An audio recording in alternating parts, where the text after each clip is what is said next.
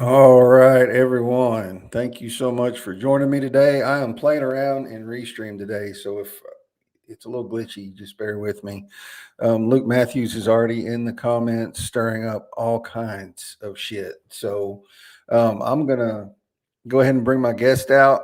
Y'all all know Gabe. He's been here for a while, a lot longer than me, and he here lately he has been working his ass off to uh, support and promote live stream content creators, which I think is just awesome. So, what's up, Oh, dude? hey, what is up, my friend? How are you doing today? I'm good. I'm fixing to try and put some music on here. Let's play with it because I can. There you go. Look at that. We got some stream music. Yeah, I know, man. Like it's like almost some baby making music right there. Well, it gives you the option to pick some, but some of them are like really like that one right there. You're like, hey, Yeah, let's turn down the lights, light the candles. yeah. Um, And I'm playing around in the free version, so it only gives me two options. oh, okay. Yeah. So here's the thing. I know quite a few streamers that have they have a restream code that they can give you Mhm. if you decide to go beyond the free version. That gives you a really good discount, and you actually can save a few bucks and look a little bit more professional. Yeah, So, cool. Yeah, I'm yep. probably going to do that when my StreamYard subscription runs out at the end of this month. I'm going to switch over to Restream. Yes. Oh no, And no. Look, Matthews. This is actually Texas Rangers hat. I actually yeah, have it he's in got yellow. the yellow vibe going on here, Got man. the That's yellow vibe going here. I got the green screen just in case I wanted to use a green screen. So like I could show up somewhere else. Because here's the thing, I'm doing all this mobilely. So yeah, you can actually do things mobile and still look really good. Right? yeah, It's just about how you want to put things together. So and this is done with just using a your phone, right? hmm Well, it's one of those specialty hats, Luke. So he's putting in the comments. yeah. I It's see it's one of the that. specialty hats that they have. I think like the Boston Red Sox played with a blue. Yeah, It was like a baby blue they played with this year, I yeah, think, and it was wonderful. I loved it. I love that color. Um, so I just loved how they were just messing around with different colors there, and yeah. but they're usually red, white, and blue. So. So how did you get the? Is that a green screen? Your background? Mhm. Okay. So here's the thing, right? I'm all about I'm all about having to do things first of all very simplistic hmm and also very cheaply, because a lot of people Yes. who start out in doing streaming don't actually want to invest a lot of the money into doing this if they don't know. So whether or not they want to commit to doing this thing as like a, because it can become Yeah. very expensive. you know, Yeah. it It comes does. it It can can. become very expensive if you're throwing it in there. So and that's the whole thing is, tell me why bother with streaming if it gets horrific reach. Well, I'm going to tell you why right now. Um, Number one, when people stream, right? I'm telling most people this: if you're streaming and you're getting horrible reach, you're probably doing it wrong, right? Because there are people that create posts and they get shitty engagement, and the copy could be good and everything else. It's just a lot of the things they're not doing correctly. Um, Plus, this is also what I'm doing as far as like building a community around here to build support hmm for this thing as well. Because here again, um, I get that streaming doesn't get the reach that like polls do, because LinkedIn really does love to push polls. Some of the Yeah, best they do. engagement that I've got has been creating polls. I mean, following what Liam Yeah. Darmoody's talking about when he talks about creating polls. Yeah. The only Um, post I ever had go viral was a poll. so there are some things that you can actually do to reach your reach more eyes. But the thing is, if you're streaming, are you doing it for vanity metrics? Excuse me. Right. Are you doing this to just get people to follow you? Because here's the thing: what I've noticed and what you're seeing going on in the comments as you speak right now, and it's populating on screen for everybody to watch, is the engagement that goes there. hmm The networking that can actually be done Yeah. inside the comments is what I really push for people. Yeah. Um, That's what I was going to say too, was, you know, you may only get 20 viewers, but look at what happens in the comments and look how much more quality I think the content is. Like Luke brought up Travis Lochner, the quality of the stuff that he's putting out in 30 minutes is just amazing. It is. And there's nothing, again, there's nothing wrong with saying, I don't want to do streaming because it doesn't give me the reach that I need for business or anything else. And well, there's a thing for streams and doing business, because streams most of the times are strictly for events. You know, so if you're trying to stream to drum up clients, or you're trying to drum up finding potential clients, it might not work the best, but you can also still find value in connecting with somebody who might. You don't know. I mean, plus, how are you creating your event and marketing it towards the specific crowd that you're trying to reach? I mean, if you're just creating it to creating it, you know, I don't think it's going to accomplish what you want. And my thing is, it's just like anything else. You got to be consistent with it. So if you're going to create posts all the time and you're going to reach engagement, I mean, putting a post on LinkedIn does not guarantee you're going to get a lot of reach and a lot of people connecting with you. Same thing with creating a poll or anything else. You have to be consistent with it. So being consistent with your live streams, and, you know, being able to let people kind of know that hey, I'm a content creator. This is what I do every Monday, every Wednesday, or whatever day you pick, or if you do it 5 days a week, I think you can find the engagement in the audience that you're actually looking for, but it takes time. I'm sorry, that's just the way that it goes, you know. And I can understand, you know, as far as like what you're trying to do, and I get it. Well, and again, who is your target audience though? I mean, were you trying to, I get like people were talking and people were going to tell you, I don't get the reach that I do with doing, you know, this, and I did this for purpose. Are you trying? My thing was, what was the overall objective of doing it in the first place? Did you have a strategy going into it?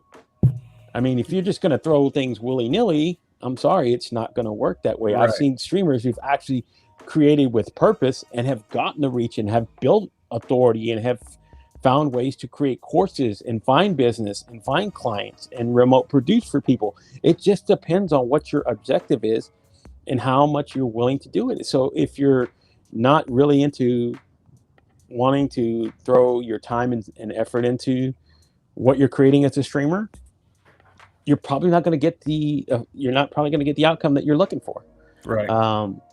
You know, and I think it's the ones that I've seen, the individuals that I've seen who are consistent in doing it all the time, those are the ones that actually find that reach. They're the ones that actually find what they're looking for. And, you know, and I get that. Who gets more than 20 or 30? Well, you know, I've actually seen some that have actually got in the hundreds. So if you want to actually see people who get views and people watching at the same time, send me a thing. I'll send you screenshots of people who are lives that have over 150, 200 watchers on LinkedIn. On LinkedIn, not just on another platform, on LinkedIn. This is the thing of where live streaming discovery and seeing other streamers out there. That's the thing. Big influencers, that's great that they build engagement through their following and everybody and everything else, but real creators, you know, I've seen people that actually do. I'll tell Luke, I'm going to send you screenshots of people who've actually got 100 something views going on in a live stream that happened here, and they did this strictly on LinkedIn. And well, Shay Rowbottom's one thing. I mean, you can it's like comparing apples to oranges. You know, that's a whole nother thing. I mean, her thing wasn't about streaming. Hers was about marketing and creating content and everything else. And that's the whole thing about it. But, you know, as far as like, and I went in a Clubhouse room and was talking with Bobby Umar about this. You know, he actually had like 60, 70 people watching live when he was doing a conversation on the LinkedIn algorithm and research that he done with Richard Vanderbloom. And they had a lot of really great people on there on the panel talking about it. Andy Foote was there. They were really talking about the algorithm and everything else. And then I went to a Clubhouse room later that week to have a conversation with him, and he was talking about what he got out of it, the engagement and everything else. And he only had like this many comments, but it was his best, but he didn't get as much as he thought he would. And I told him, he called me on the stage. I actually talked to him. And I told him, you know what, if you're not getting that reach, you're not doing it right. I promise you. Brian Schulman, who is, he talks a lot of fluff and BS, had 4,000 comments show up on a LinkedIn live stream. Travis on the regular Friday can get over 700 comments on a live stream. Yeah. You know, and that's okay. You want to say the reach is dead, that's fine. If somebody's not going to start the movement to kind of highlight this, I'll be the guy, because that's just what I do. And this is what I've done since I've started doing this on the platform, is become very passionate about it. You know what? I'm going to make people hear my voice. I'm going to make people understand what I'm trying to do as far as a creator. And this is an environment, and this is a community that's starting to come together, and I'm starting to see more. And and here's the thing. People are gauging all this stuff on the things that they did 9-10 months ago. LinkedIn Live has changed as far as like people getting easier access to it now. Right. I actually had a guy on a post that I did on one of the polls that I created who applied. Next day, he got approved. Now, you couldn't have done that. Believe me, it took me 3 months to do it. And I was streaming every day when I first started. You know, it was a lot harder to process. And you know what? It was the whole exclusivity thing, I guess. I don't know what it was. I had somebody, a friend of mine, she wanted me to produce her lives, which is going to be a whole new venture for me. But I told her go apply, and she was approved the very next day. Well, I love what Luke is saying in the comments. You know, it's like the comment. But you know what? Hey, posts can do that too. Polls can do that too. Engagement pods can do the same thing. If I build a community here, what is it to say comparatively to an engagement pod where people can pump up numbers and views? To me, that's all vanity metrics and bullshit. I know Luke's got like he's straight up helping a brother out right here, and that's okay. Man. But that's just what I love. I mean, Martin Pratt, who is another guy that I've had on my show, and he's another guy that talks about this. We're going to have a conversation about this as well, because he doesn't agree about me talking about opening up your network and reaching out to people. So I want to have that conversation with him as well, because I think some of the best look, here's my thing, and I tell everybody this. I probably have less followers than most, but it's not about the numbers. It's about the quality of the connections that you have. There's a reason that I've been on live with people that have 50, 100,000 followers. I got people who know who I am. Why? Because I engage in what they do, and I show a general interest. And I think if you do that, that is the key to building a whole community, of building your network, relationship building, all the stuff that I've been pushing so far. And you know, for some people who want to say, I need these numbers because I use it for business and advertising and everything else. You know what? Great. That market's not there yet. I'm not going to lie to you about that. It's not. But can I help develop it? I don't know. I'm about to find out. Right. Trying. You know, I'm trying to do what somebody else doesn't do. I'm not going outside of the platform. I'm not multi-streaming to other places. YouTube has its own creators that do that. Believe me, if you want me to talk about who I know and how in the live streaming community, I know people on YouTube. I know influencers on Instagram. I know people on Facebook. I know people on Twitch who I go back there and follow because I engage in what they're doing in their community. So I'll join their Discord group. I'm like in 10 different Discord servers right now.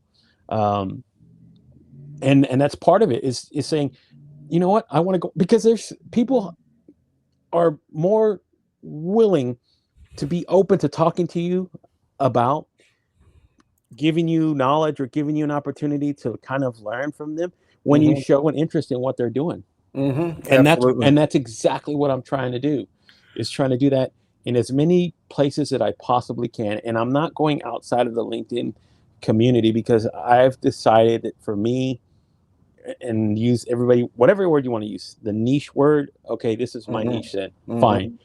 Peg me for what it is. I will follow that going forward.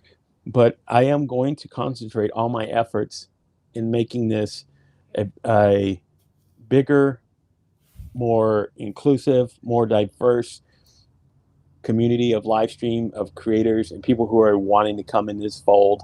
And we will bring you in and invite you willingly to join the fun, man. Because I think it's just, it makes everything so much better when people just come in here and share and be a part of the conversation and just want to be there, you know? Absolutely. My music went away. Maybe that's part of the free thing. It only lets you keep it up there for a long time. Any further. That's right. You know, but that's okay. And this is the thing. I'm working on a business page now that goes around the hashtag that I've started building, right? LinkedIn, so what is it? LinkedIn live streams? Yes. So if you go to LinkedIn live streams, you follow the hashtag, which now we are over 61 followers. I started it last week. It's building and it's growing and it's getting momentum. I'm going to start building a business page that has a lot of free resources for creators who want to go on there, you know? So there are creators that are on LinkedIn sharing tons of value and content that will help, say, somebody creating a live stream on how you do your lighting. I mean, if you guys don't follow who 𝙏𝙗𝙞 𝙇𝙗𝙑 is, he does the wish list. He does a whole lot of content. Awesome creator. Even looking what Travis does and what Travis shares on his streams, right? I mean, he's doing this every Thursday. So if you're not watching every Thursday, he does a live show, and he's there to help you become a better live streamer. And he's telling you about production. He's telling you about all. So all I really want to do is bring those sources together in one central place. So if somebody doesn't know Travis but goes on there and says, "Oh, I want to see what he talks about production," and then there's a link, boom, and it takes it to the clip, takes you to the live stream, it takes you to the piece of video that he's created talking about that. I think that's where I want to head as far as like pushing really inclusive people and bringing them into becoming the instructors, the people who've been doing this for a while. You know, so that's essentially what I'm going with there and building that page. Plus, there's so many things that go around that. So those who've created live shows and have actually put time and effort into booking guests and creating a booking system and doing all that stuff, bringing all that stuff together and say, let's pull back the curtain a little bit, teach you, if you want to become a live streamer, how to do things, and then just show you the little things that can help you step up your game. Yes. You know? Absolutely. And like doing things like this green screen. You know what that green screen is? It's like a $5 piece of like fabric that I bought at Walmart. Oh, right? You didn't even get a regular green screen? No. Why would I? I'm not gonna. I'm sorry. Elgato makes a great green screen. If you're gonna create a studio, go for it. But if you're just gonna be live streaming and you're starting out, believe me, I did everything that I created on a budget, because I didn't have the money to throw in when I first started into buying the expensive mic. I'm not going to buy the Shure SM7B because I'm not sure if I'm not going to use it or not. Right. Great microphone. In learning about the boom arm there, if whether or not to buy which one, or the product, or if I'm going to buy the Canon A6100 camera, or if I need a Elgato capture card, any of that stuff that goes along with it. Yeah. You know, if you're trying to start out in the learning process, there's a lot of easy things out there, and that's all I want to do is be able to start that process. And as you maybe want to learn a little bit more advanced and get into the technical, that's where this community can also help you build up. There's people out there that do this all the time that are big time creators, and they started out, you know, with shitty equipment and you know, just trying to build a direction and learning, you know, their style, and they evolve as they do it more and more often. Yeah, and Travis did a whole episode on that one time a few months ago on getting started for $100. Yeah, It was like which my webcam is not, I don't even know what brand it is. It's off Amazon. It was like $30. And I have a $14 ring light looking thing from Walmart. Mm-hmm. My mic, I just upgraded it not long ago. It's it's not a high dollar mic, but it was $100 mic. So I created over 300 live stream episodes with this is a Logitech C920. It's a streaming camera. It can stream up to 720p, 1080p. And again, it's only going to cost you, well, now, depending on what it was when I bought it, believe me, I got mine before the pandemic hit. I bought this thing on Amazon for $40. Now it's probably going to cost you around $95. Yeah, that's what they are now. The C922 is a little bit better. They actually have a few more, but you don't have to spend top of the line money to go start streaming. You can just start. I mean, I'm actually doing this interview here on an iPhone 12. If you already have an iPhone 12, guess what? It's got a great camera. Yeah. Use it. Yeah, right. Exactly. Just make really sure you quality. have it plugged in because it's going to suck your battery. It will suck your battery. Make sure you're charged. That's one good thing. Right. But, this is, again, the whole process of going out there and learning how to become a live stream creator. I'm just trying to simplify the process and spread. To me, it's better to spread the wealth to everybody around here who's doing these things. So like Travis and there's a few other people that are sharing, what they do in content creation, and they have really good shows. And like Hacks and Hobbies is another one that Junaid Ahmed does. Yep. There's another one you can follow. He does them on Thursdays. There's a few. Marco Novio is another guy that, if you're not too familiar with him, he does and talks about live streaming. And it's just the beauty in what you can create. I mean, Juma Bannister is another one she's got a show. He's on hiatus right now. He was on with us on Friday when we were joining there. He did a show. No, that was a video. That wasn't live. Well, he does a show on Saturdays too. That's like a one-off that he does. But his useful content creation show which he does talks about content and how to make good live streams. I mean, to me, that's what it's about. Stepping all this up and being. Jennifer had a question for you there. Please pull up the question. It's there. Would you say streaming is more for entrepreneurs? Would streaming for entrepreneurs? You know what? It can be. Is it more for entrepreneurs? Yeah. It can be.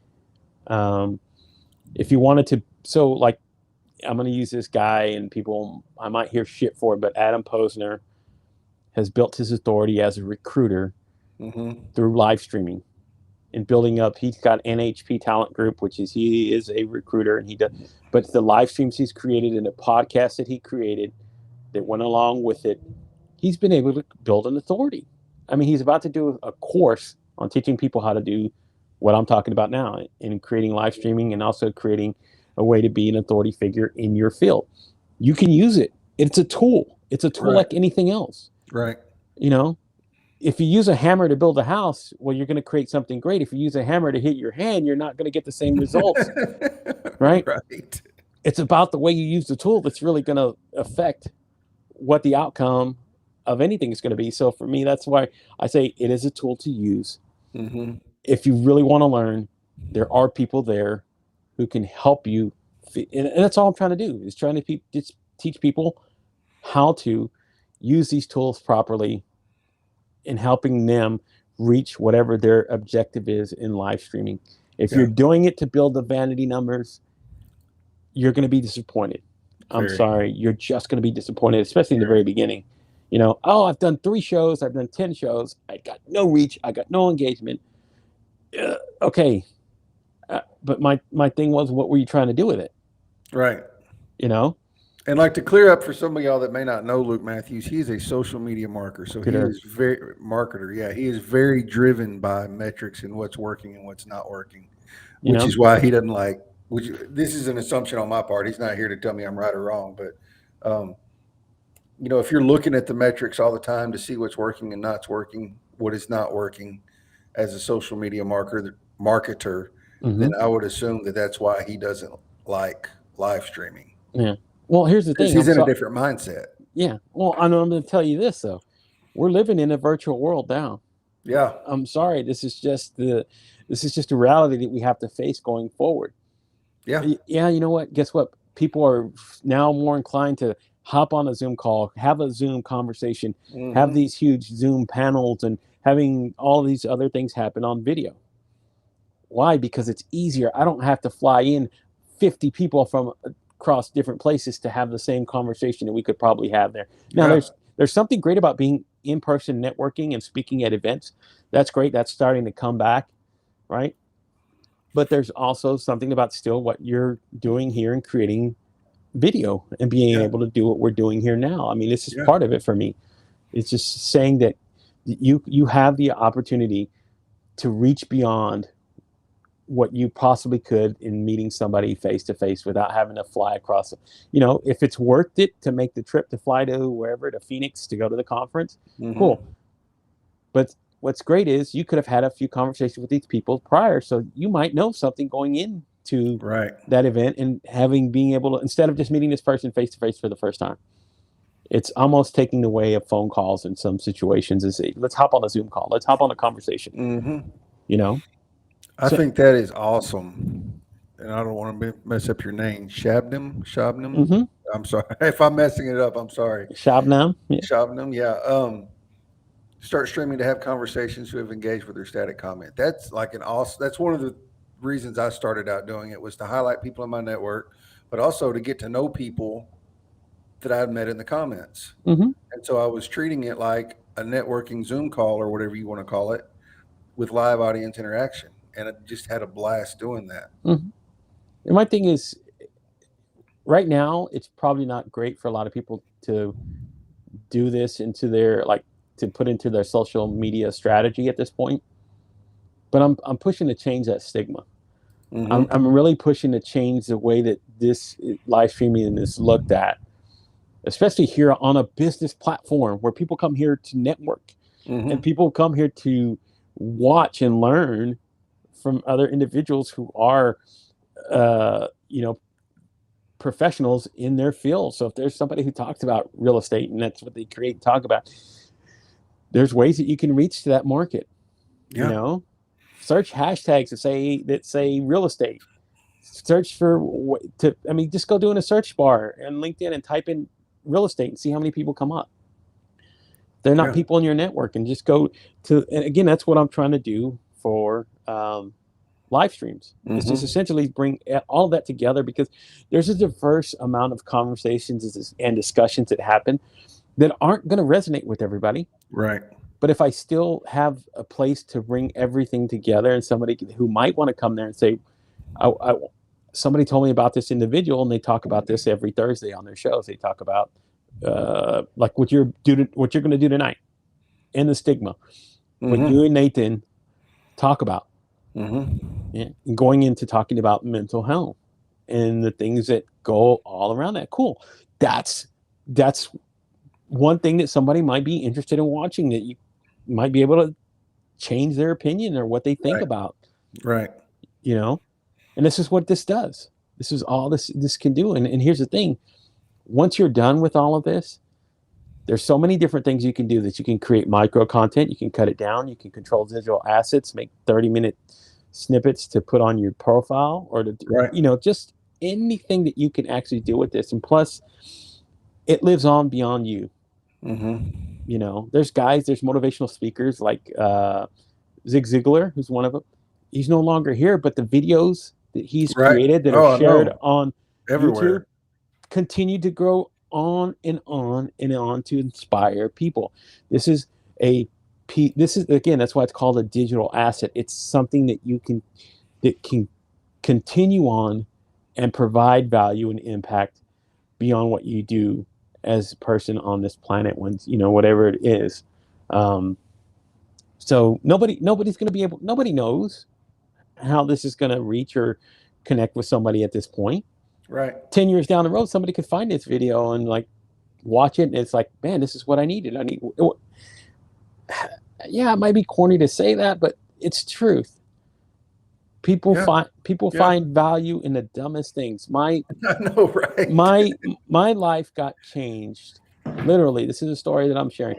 My life got changed from a Matthew McConaughey video on YouTube. Matthew McConaughey, of all the great speakers and everybody that's out there, motivational speakers that share stuff all the time, it was something that I heard from him that resonated with me and got me off my couch and got me doing things differently.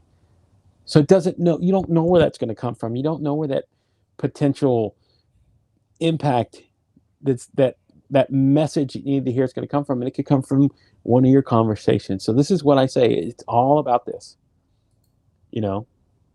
So, oh, thank you. Big comment. Wow. So, you know, and the creators that are here, I mean, that show up here in this community. This is the part of what's so beautiful about it. Now they're starting to collaborate and interact and come into different people's conversations now in their streams, and who knows what's going to happen out of this. Yeah. You know, Shabnam had a good question or a good point.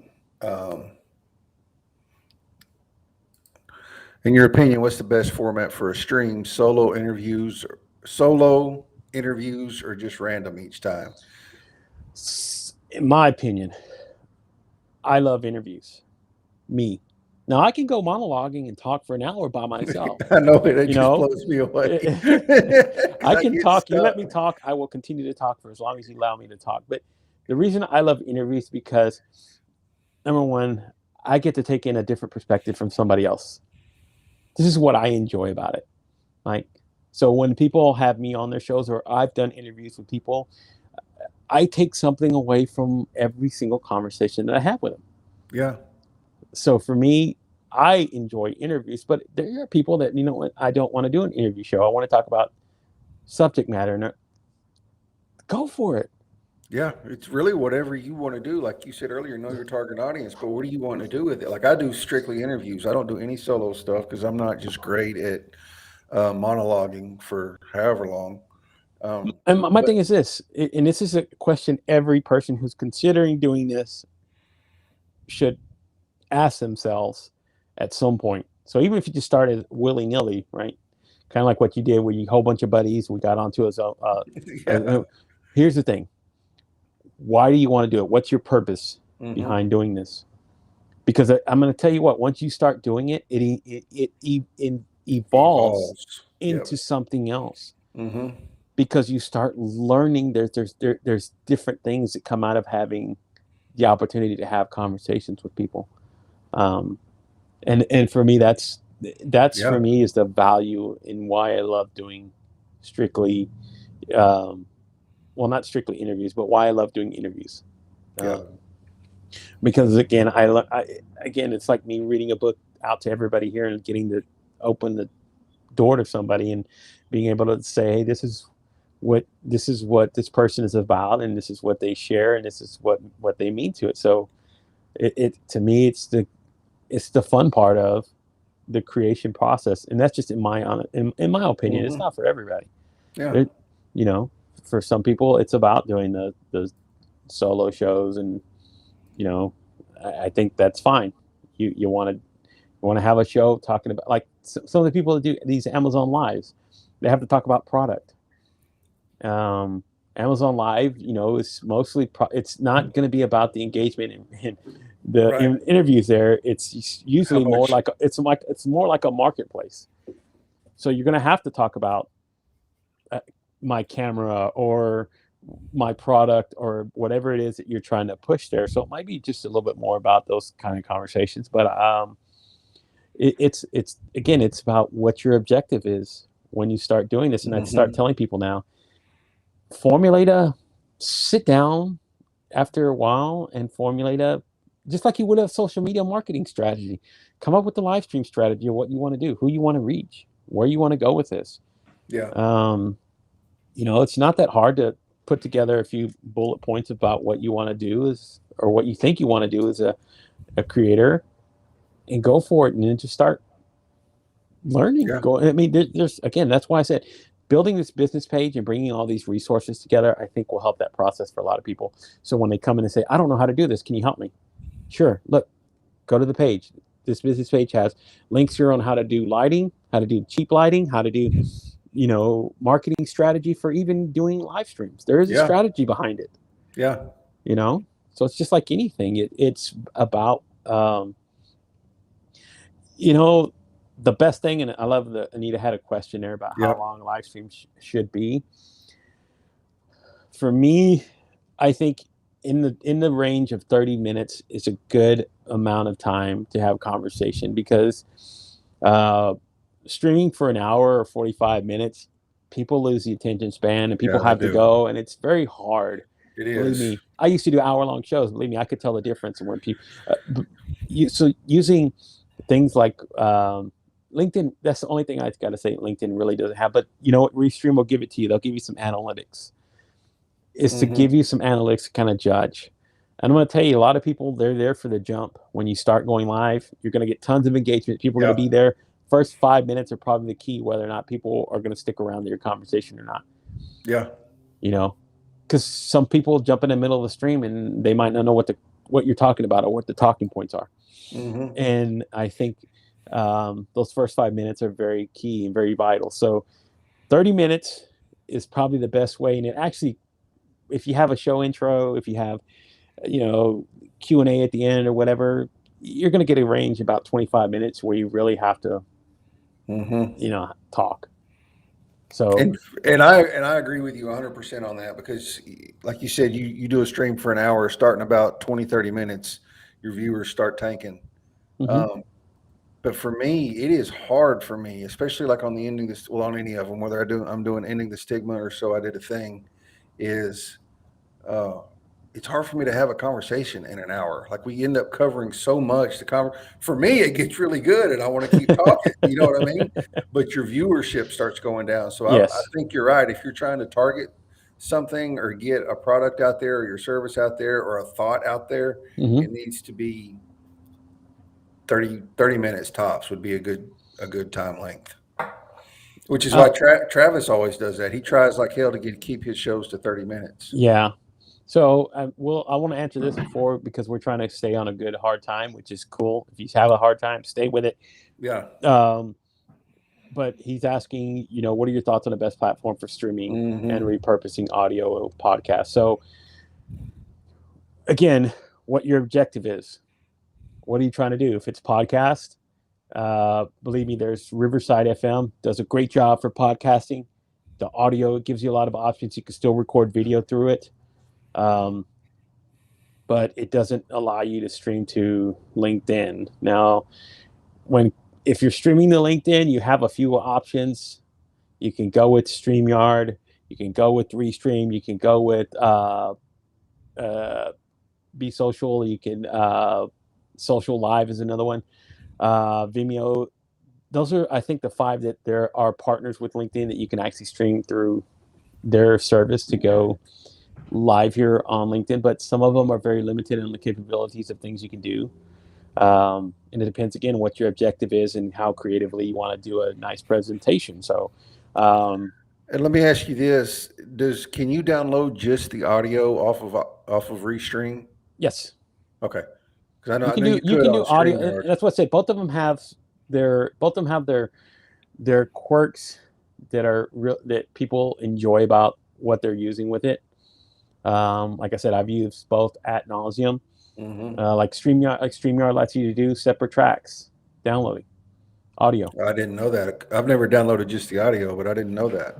Yes, so you can do that there as well. So if my track and your track is separate, if you keep them separate, what you can do in there, you can download them separately.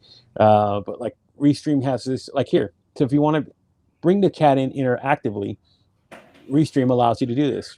Right. You can't do that on StreamYard. A little bit differently. You can pull up the comments. You can, like, LinkedIn has a scroll. You can use the scroll at the bottom, right? The banner that scrolls. You don't have that on Restream. Right. You can still pull in comments. You can still create banners. But again, what are you looking for? What are you trying to do? Again, I've done both ad nauseum. I've tested the limits of creativity for both of them, and I gotta say, it's just about your preference. They're both great. they both accomplish the same objective if you're trying to stream. So it depends on what you're trying to do, Will. So, I mean, if you want any more of my thoughts, you can reach out to me, send me a message. We can talk about it. But that's just my recommendations on streaming platforms and what you can do. Yep. So, well, dude, we've hit 45 minutes, and I've got to go inhale some lunch before and I 1 promise you, o'clock. I could probably keep another 45 minutes No, talking about the subject. I know But it. that's a topic for another day. Yeah, absolutely. So there you go. Cool. And folks, just again, if you want to check out what I do and what I've been doing lately, please become a part of the streaming community there. You don't even have to live stream. Just be a commenter, be somebody that's actively in the streams and is part of what's being created there. You can go out to follow the hashtag LinkedIn live streams. I post every day, daily guide, Monday through Saturday. You can check it out. It gives it times, links, shows on there. I try to put all the replays in there as well. So I'm trying to reach out to creators and ask them if they can share the hashtag in their events when they create them, because what that does is it populates the event in the hashtag itself, and the replay will be there also. So kind of makes it a little bit easier. I saw that post yesterday. I'm going to start doing that whenever I'm creating these now, is add that hashtag. So that way there we go, man. And before we go, real quickly, congratulations on starting your own studios. Thank you. 𝙂𝙗𝙗 Studios. That is a big step. And it's a big step in wanting to do what you want to do beyond just live streaming. There's remote producing, creating, and everything else. But congratulations on doing that, man. Excited. Glad that you were doing that. Go follow the business page at 𝙂𝙗𝙗 Studios and let Chris know you're there to support, man. Thank you, Julie. I appreciate you tagging me, us in that. Tonight at 7 p.m. Central, we're doing Ending the Stigma. Nathan and I are. Amanda Knight is going to be our guest. We're going to talk about the effects that incarceration has on the families of those that are incarcerated. She's experienced that firsthand, so she's going to come on and tell us a little bit about it. Awesome. Cool. I look forward to watching. Yeah. Thanks, Gabe. I appreciate you. No worries, man. Thank you, everybody else. Y'all have a great afternoon. Stay safe, everybody.